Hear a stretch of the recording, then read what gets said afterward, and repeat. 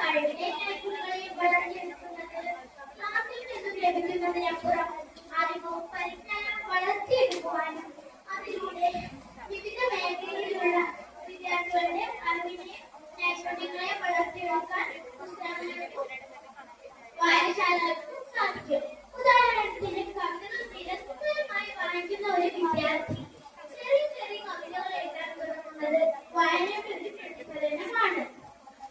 വായന പൂർണ്ണ മനുഷ്യനെ സൃഷ്ടിക്കുന്നു, കാണാത്ത ലോകങ്ങൾ കാണിക്കുന്നു, കേൾക്കാത്ത ശബ്ദങ്ങൾ കേൾപ്പിക്കുകയും ചെയ്യുന്ന ഒരു മാതൃ സുഹൃത്തുക്കളാണ് പുസ്തകങ്ങൾ.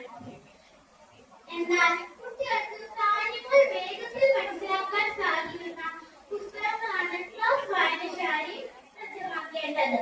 സാഹിത്യ അഭിരുചി, ശാസ്ത്രബോധം, ഗണിതബോധം തുടങ്ങിയ നൈപുണ്യങ്ങൾ വിദ്യാർത്ഥികളുടെ വായനാശീലത്തെ ഉപയോഗിക്കുന്നു.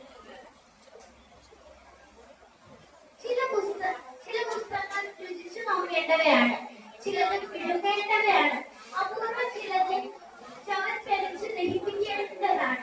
ഫ്രാൻസിസ് ബേക്കന്റെ ഈ വരികൾ നിങ്ങളിലേക്ക് എത്തിച്ചുകൊണ്ട് നിർത്തുന്നു. നന്ദി, നമസ്കാരം.